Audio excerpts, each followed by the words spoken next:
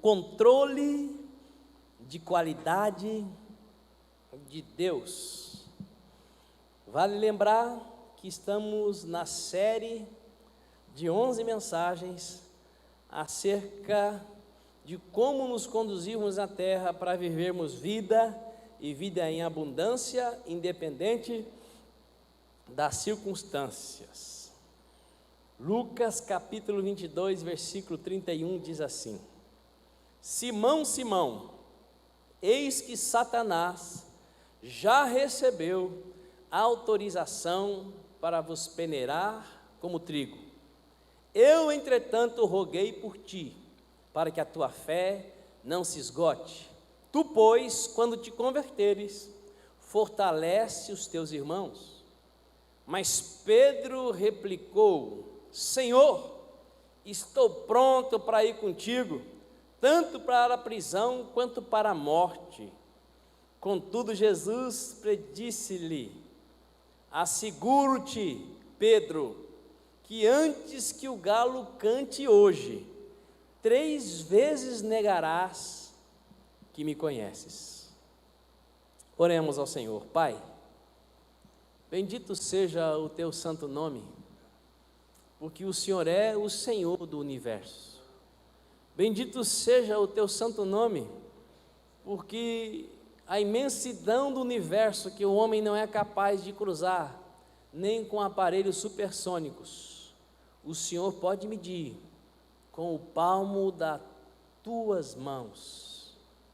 Bendito seja o teu santo nome, por ter dado a cada um de nós a graça de exercitar a fé que o Senhor tem derramado sobre a terra e está disponível para todos os corações.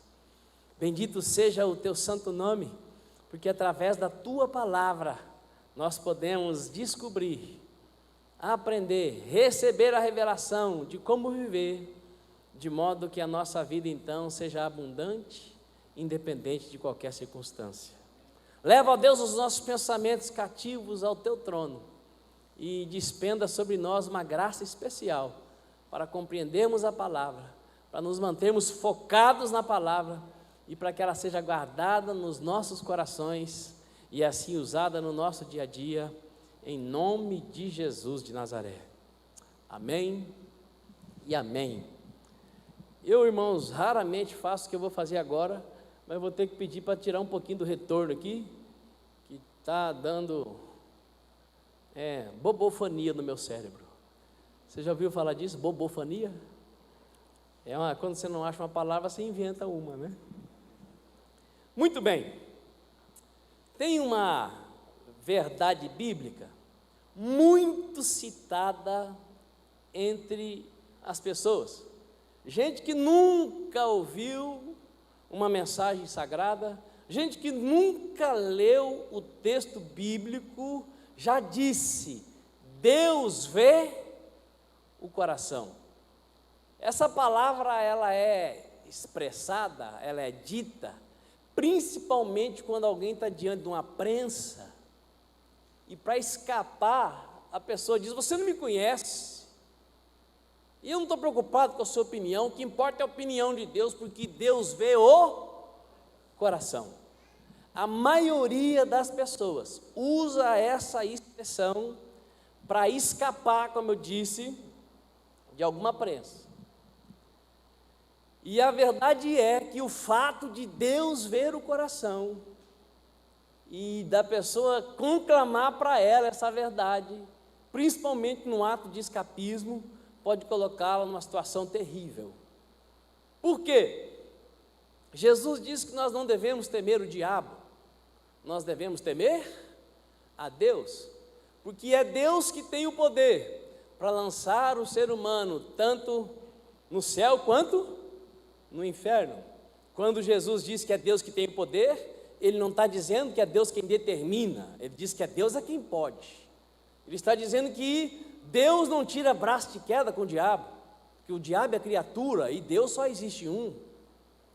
Mas o que Cristo afirma com esse princípio, com essa máxima, com essa sentença, é que nós não deveríamos temer as pessoas, não deveríamos temer o príncipe das trevas, nós deveríamos temer no sentido de respeitar a Deus, porque Deus é quem pode, é o único que pode determinar o destino eterno de qualquer pessoa, independente da vontade dela. Porque se Deus quiser levar para o céu quem merecia ir para o inferno, Ele pode, Ele é Deus. Se Deus quiser mandar para o inferno quem era para ir para o céu, Ele pode, Ele é Deus. Agora é claro que nós sabemos que Deus não se contradiz, não se contraria. Deus não muda aquilo que Ele mesmo estabeleceu para beneficiar o fulano ou o ciclano. Mas a verdade de que Deus vê o coração significa que Ele enxerga o que está por trás das atitudes, aquelas que aparentemente querem algo, mas finalmente buscam um outro objetivo. Deus sabe qual a verdadeira motivação daquilo que eu e você praticamos. Deus sabe qual é a verdadeira motivação. Me veio uma lembrança aqui, me permita compartilhar. Quando eu morei em Araçatuba, na casa do meu pastor, chegou uma família de americanos e pastores americanos, e os pastores americanos tinham dois filhos, um rapaz e uma moça. E eu fiquei de olho em quem? Claro, que na moça. E algumas outras vezes me encontrei com essa família e de olho na moça, olho santo.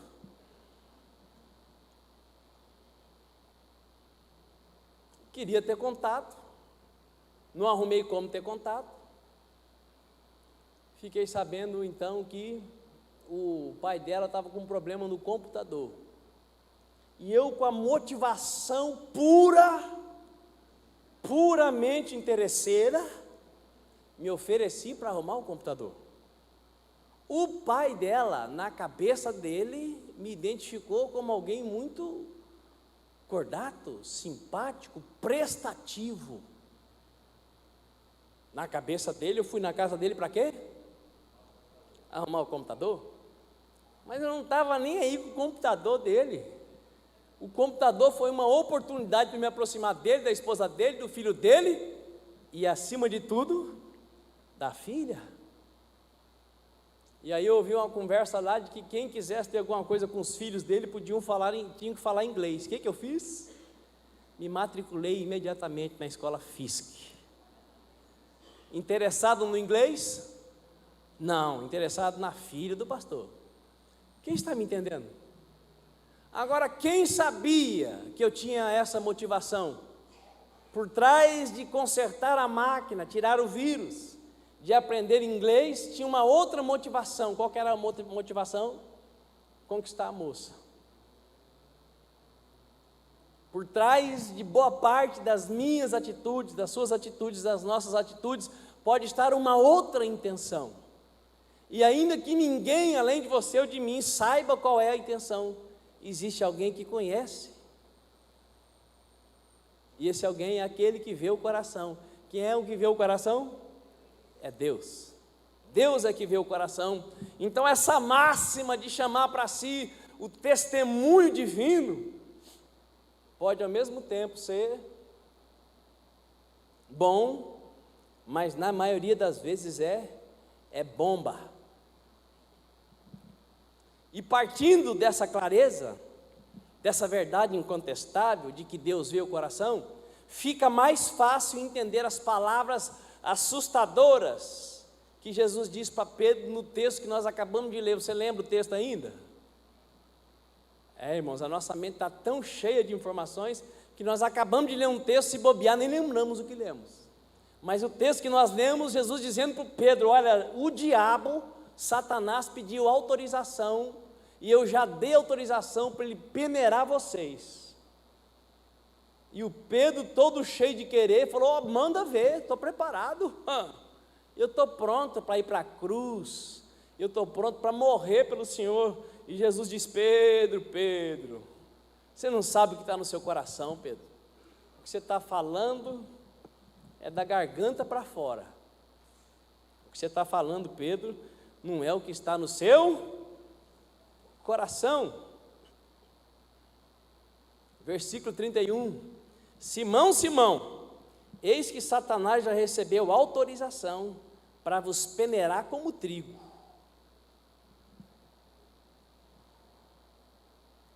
Por quê? Se Jesus tinha 12 discípulos, ele se refere ao Pedro? Porque o texto sagrado diz que eis que Satanás recebeu autorização para vos peneirar. Não era só o Pedro, os outros 11 estavam no meio. Agora, por que Cristo se dirige especificamente a Pedro?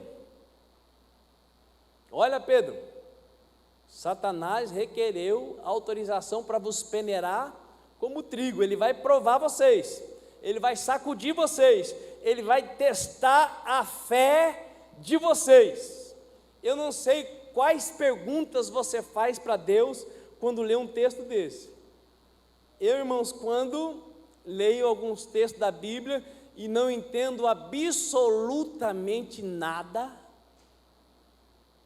e não estou assim com aquela fé para ouvir Deus falar, procuro os comentários bíblicos, pesquiso, mas boa parte das perguntas que nós temos, que nós não encontramos respostas, os pesquisadores também não encontram, porque tem coisa que só Deus pode responder para quem realmente quer saber. E eu não sei se você vai concordar comigo, mas nos últimos dias o que menos tem é gente curiosa para saber o que a Bíblia não está dizendo explicitamente. O que eu quero dizer é que tem pouca gente gastando tempo com Bíblia, com palavra de Deus, porque tem tanta pregação de tudo quanto é jeito na internet, que os cristãos querem fast food gospel, querem a comida do céu que o outro já mastigou e vomita na sua boca. Meu, que expressão difícil essa, né? É verdade, você precisa desejar, degustar a palavra de Deus. É glorioso ouvir mensagem. Eu agora, toda vez que vou fazer 45 minutos de caminhada, para baixar o açúcar, eu ouço pregação. Está sendo uma benção. Arrumei um tempo para ouvir pregação, quando estou caminhando e ninguém liga, é claro, né? Mas a comida que você recebe processada, não é a mesma daquela que a Escritura diz que você deve meditar de dia e de noite. Não cesse de falar nesse livro da lei. Antes medita nele de dia e de noite, e cuide em fazer segundo tudo quanto nele está escrito. Ouvir pregação é glorioso, traz muita informação, mas tem palavras que você só vai receber por revelação quando você estiver meditando na palavra de Deus, porque é ordem divina. Aliás, essa ordem está acompanhada por uma promessa, que quem medita na palavra de dia e de noite vai ser como uma árvore, que mesmo que não tenha chuva, essa árvore está com as raízes ligadas no rio da vida, e essa árvore sempre vai dar bom fruto. E o que faz de você e de mim uma pessoa frutífera é essa ligação com a palavra de Deus. Pergunta para o seu vizinho, para onde estão indo as suas raízes?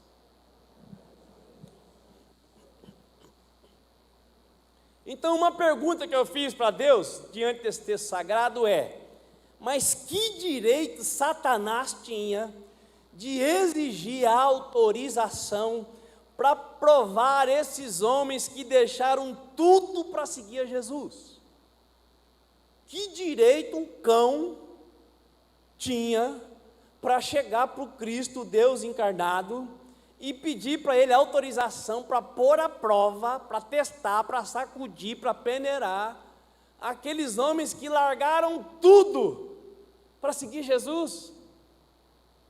Que ousadia é essa? E aí preste muita atenção, pasme e aprenda, porque pregação não é para outra coisa, senão para nos preparar para viver a vontade de Deus sobre a face da terra. O direito de Satanás fundamentava na motivação errada que estava escondida no coração dos discípulos e que se manifestou explicitamente na hora mais difícil da vida de Jesus Cristo de Nazaré. Nesse capítulo 22 de Lucas, versículo 1 a 6, começa falando do acordo entre Judas e os religiosos. Depois, Jesus dando a ordem para preparar a ceia. E depois uma conversa demoníaca. Os discípulos estavam então falando, então, ele vai morrer, vai ser crucificado. Quem de nós vai assumir o lugar dele? Os discípulos estavam conversando o seguinte, e agora, gente? O carpinteiro vai partir, nós vamos ficar por aqui, ele está nos preparando faz 3 anos. Quem de nós vai ser o mandatário? Quem de nós vai ser o cara?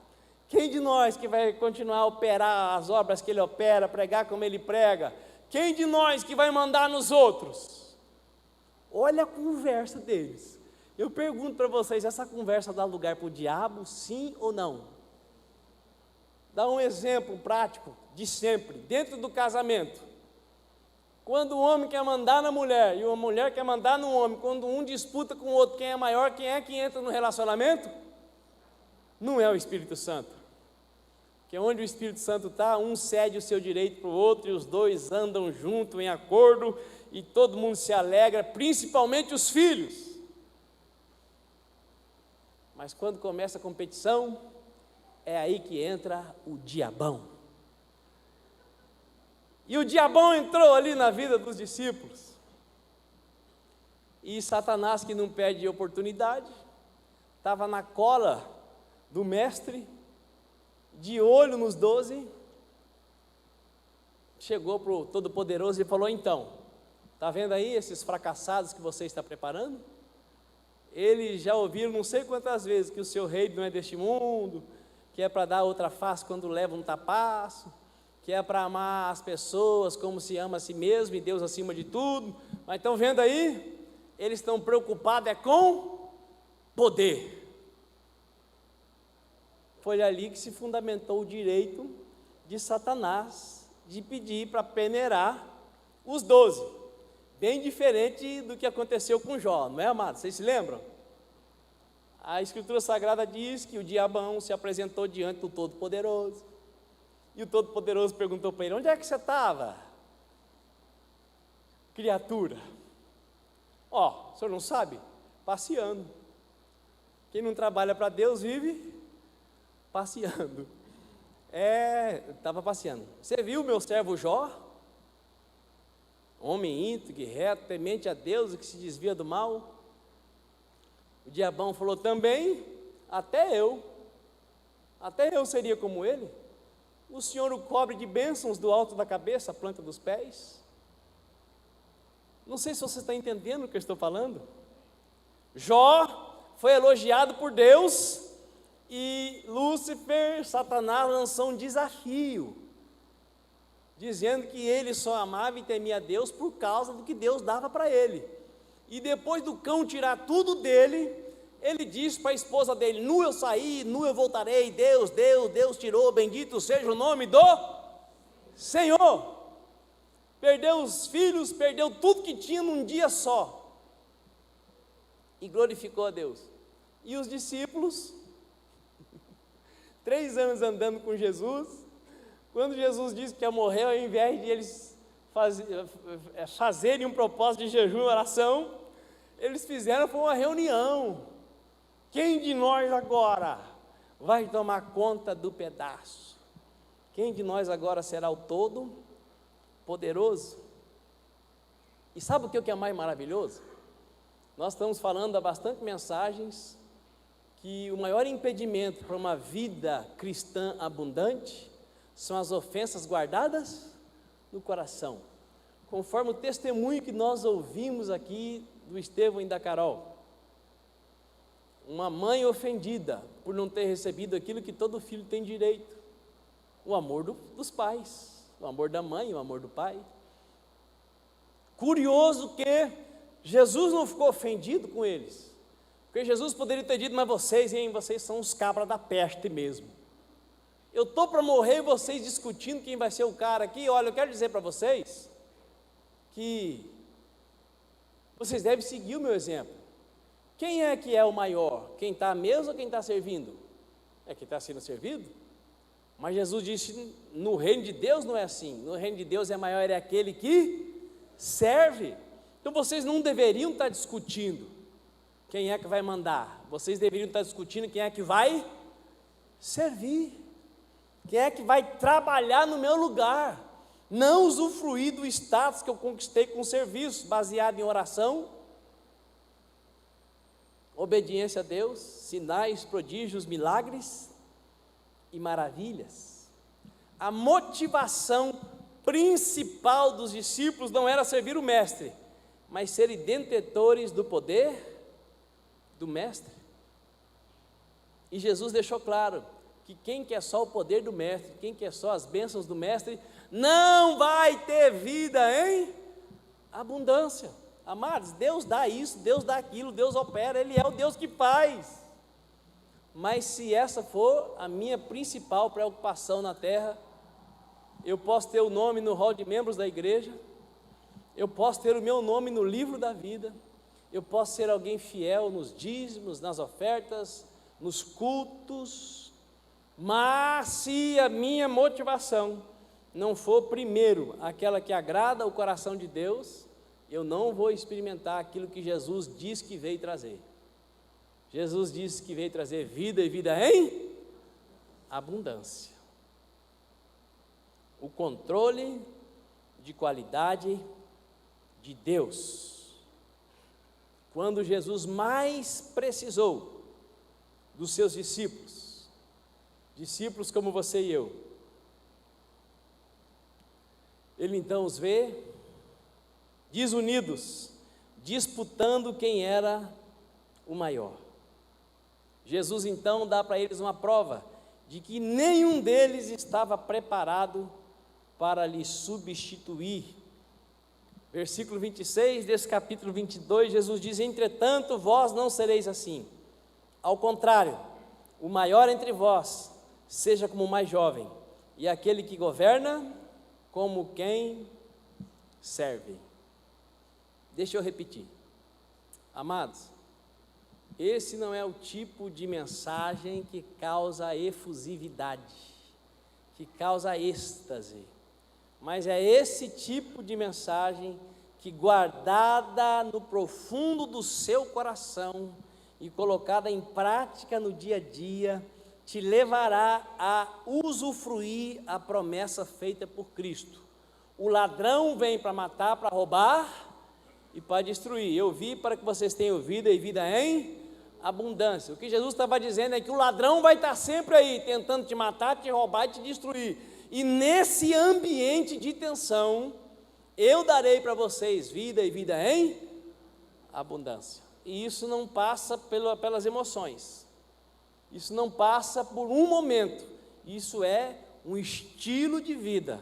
Rogo-vos, pois, irmãos, pelas misericórdias de Deus, que apresenteis os vossos corpos como sacrifício vivo, santo e agradável a Deus, que é o vosso culto racional, e não vos amoldeis a este mundo, para que experimenteis a boa, agradável e perfeita vontade de Deus para a sua vida.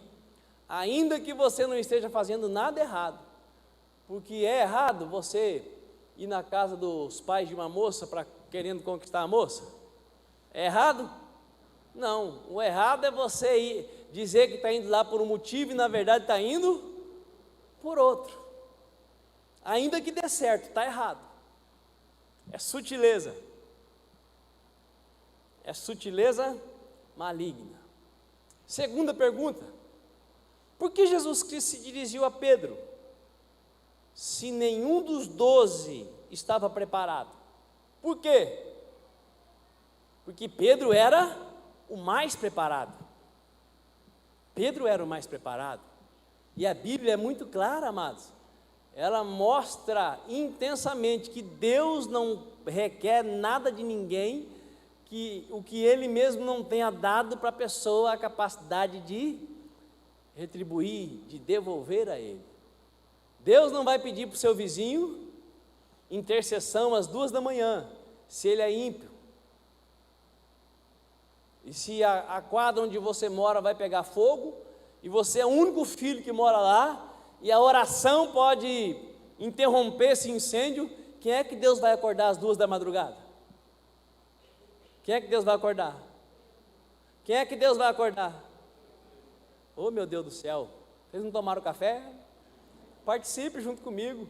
Se a quadra que você mora vai pegar fogo e todo mundo iria morrer, não ia ter como salvar ninguém, mas você mora naquela quadra e Deus, sei lá por que estabeleceu assim, mas se alguém orar na terra, Ele entra com a providência. Quem é que Deus vai acordar às 2 da madrugada? Aleluia. Então se Ele acordar, você vai orar. Se Ele te acordar, que a maioria dos cristãos acordam de madrugada e vão para onde? Para a geladeira, para a frente da TV, para o WhatsApp. Deus está te chamando para orar, e você acha que é para você devagar, viajar na maionese, e derrubar água no microfone.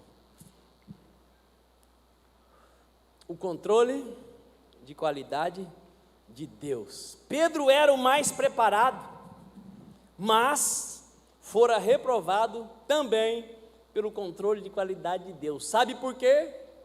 Me ajude para o seu vizinho não dormir. Por que Pedro foi reprovado? Pergunta para o seu vizinho, por favor. Por que Pedro foi reprovado? Simples, porque Deus vê o coração. Por isso que está escrito: se teu coração te condenar, Cristo é maior do que o seu coração. Pedro foi reprovado porque Deus vê o coração. Eu e você vemos a aparência, mas Deus vê o coração. Na maioria das vezes, nossos atos não revelam a verdadeira atitude do coração. Quando eu fui estudar teologia, irmãos, eu fiquei apaixonado pelo pastor que me levou, porque a denominação na qual eu congregava tinha 3 faculdades no sul do país, uma em Curitiba, outra em São Bento do Sul e outra em São Leopoldo, Paraná, Santa Catarina e Rio Grande. E o meu pastor colocou 3 jovens dentro do seu carro, um desses era eu, para conhecer as 3 faculdades, para então ver qual que era melhor para estudar.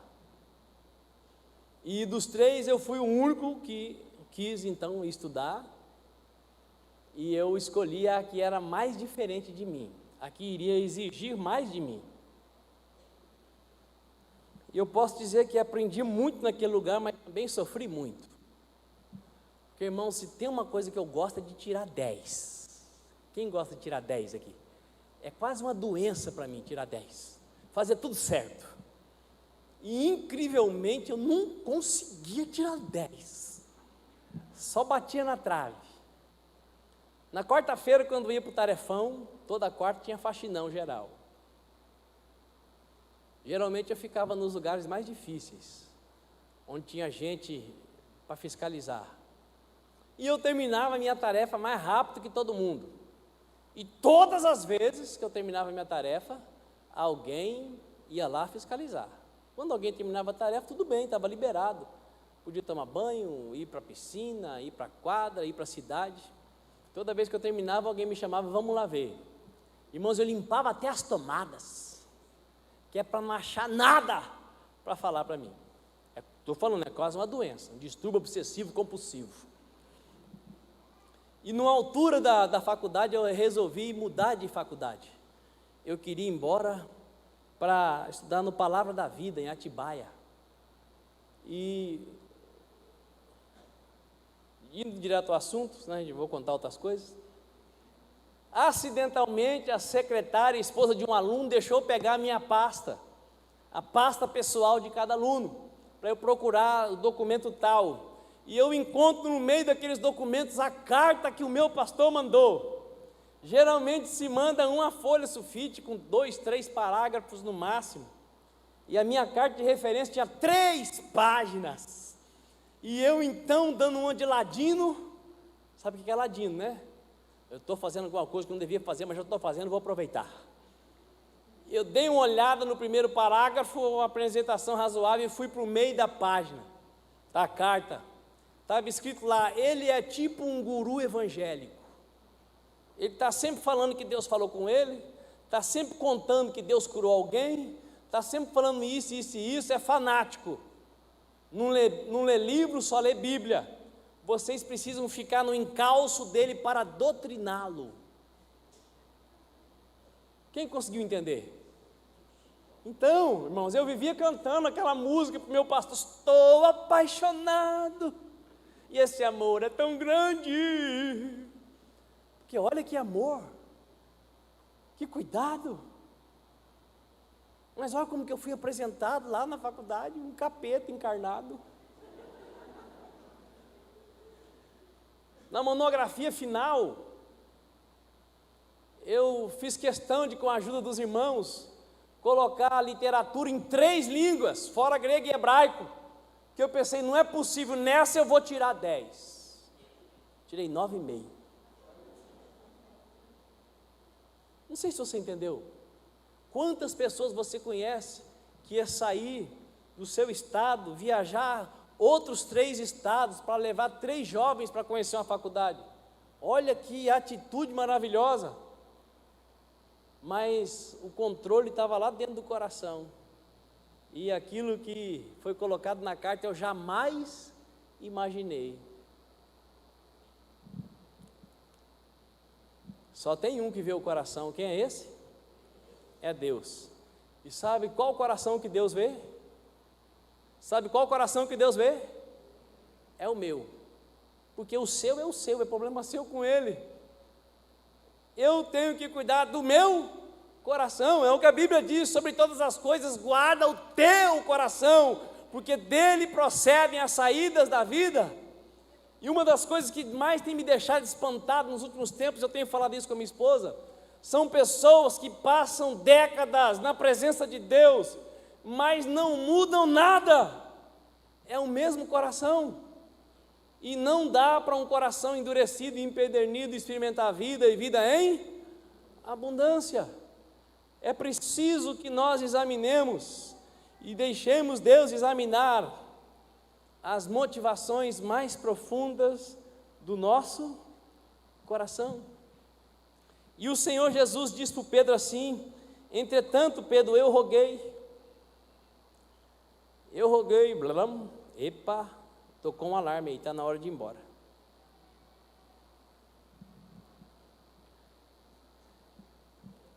Vou ter que parar, irmãos. 12:00, porque eu preciso de mais meia hora para terminar. E você que já está com o seu almoço marcado, como é que vai ficar? Se fosse Flamengo e River Plate, não teria problema, né? 90 minutos, dá para assistir mais meia hora, se for para os pênaltis, mais meia hora não tem problema. Mas culto, irmãos, tem que ser 2 horas, porque mais de 2 horas a gente quase não aguenta mais. Deus vê coração. Eu vou parar mesmo. Mas primeiro vamos estabelecer aqui mais 2 pontos. 2 ou 3 pontos, rapidamente. Jesus deixa claro para o Pedro: Satanás recebeu, ele falou comigo e eu não pude dizer: diabo, você está enganado. Eu tive que dizer para ele: Pedro, tudo bem, diante dessa situação, eles são meus, eles que vão levar o evangelho para frente, mas agora eles estão precisando de uma peneirada para acordar. Pergunta aí para o seu vizinho: está precisando de uma peneirada? Ou é melhor dar ouvidos à mensagem? A Bíblia diz: quem tem ouvidos, ouça. Mas eles por 3 anos ouviram pregação e não deram ouvidos. Escutaram, não deram ouvido. Então vai na peneirada. Pergunta para o seu vizinho: o que você prefere, peneirada ou obedecer? Olha lá. Eu, entretanto, roguei por ti, para que a tua fé não se esgote. Pois, quando te converteres, fortalece os teus irmãos. Olha que interessante. Não era por qualquer motivo que Jesus estava dando toda aquela ênfase no Pedro. Primeiro, o Pedro era aquele que tinha mais sede. Segundo, o Pedro era alguém que tinha condições de ajudar os outros. A Escritura Sagrada ensina que o único motivo para você dar mais atenção para alguma ovelha do rebanho é se ela é alguém capaz de edificar a vida de outros. Você não deve dar atenção para nenhuma pessoa de modo especial, por ela ter casa na praia e poder te levar, por ela ter meia dúzia de carros e talvez vai te dar um. O único motivo de alguém que foi separado para edificar o corpo de Cristo dar mais atenção para alguém é porque essa pessoa vai levar o Evangelho para outras pessoas. Quem me entendeu? Satanás iria testar a todos, mas Jesus Cristo disse para Pedro que orou especialmente por ele por 3 motivos. Jesus orou especialmente por Pedro por 3 motivos. Pergunta para o seu vizinho, você sabe quais são os 3? Sabe? Então responda para ele, se quiser saber, volte domingo que vem.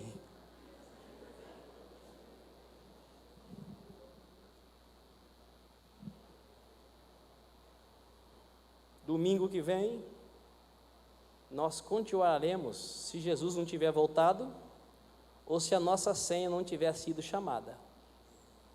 Porque a sua senha pode ser chamada.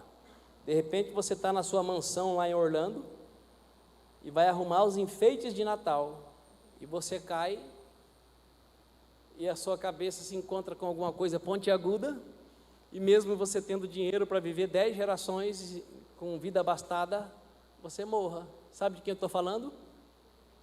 Gugu Liberato. Meu irmão e minha irmã, a sua vida e a minha vida é como uma casquinha de ovo. E não é de granja, não é caipira, não é de granja. Você já viu a diferença entre um ovo caipira e um ovo de granja? O ovo de granja você faz cleque, ele já... O ovo caipira você faz cleque, ele não quebra, cleque, não quebra. Aí você pega uma faca e pá, aí ele quebra. A minha vida e a sua vida é como uma casquinha de ovo de granja. A Bíblia diz que é como uma neblina que aparece e logo desaparece. E a coisa mais importante, o algo mais importante, a preocupação maior que eu e você deveríamos ter na terra, é de sermos aprovados pelo controle de qualidade de Deus. Então vá para a sua casa nesta manhã com essa pergunta. Satanás iria testar a todos, mas Jesus Cristo disse para Pedro que orou especialmente por ele. Por quê? Por pelo menos 3 motivos. Domingo que vem, fique de pé, por favor, em nome de Jesus.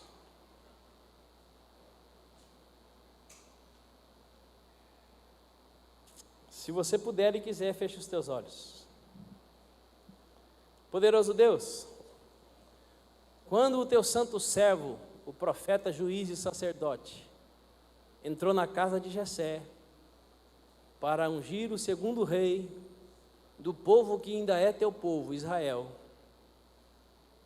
ele colocou os olhos em muitos filhos, lindos e robustos, semelhantes a Saul, para ungí-los como rei. Mas o Senhor disse, nenhum desses eu escolhi. E então nós aprendemos que o ser humano vê a aparência, mas o Senhor o coração. Poderoso Deus, nós só podemos estar diante do Senhor por causa do coração obediente do teu primogênito Jesus Cristo de Nazaré. E estando em Cristo, nos é garantido vida e vida em abundância. E nós temos buscado ministrar a Tua palavra, aprender a Tua palavra, para independente das circunstâncias, viver como Jesus viveu sobre a face dessa terra. E nesta hora, Deus Todo-Poderoso, eu quero Te bendizer e Te glorificar pela vida de cada pessoa que nesta manhã prestou culto ao Senhor nesta casa de oração e ouviu uma parte desta mensagem. E o meu clamor, meu Deus, é que cada um de nós que estamos aqui, sejamos habilitados para toda boa obra, sejamos capacitados para fazer muito melhor do que fazemos todas as coisas relacionadas à vida passageira dessa terra.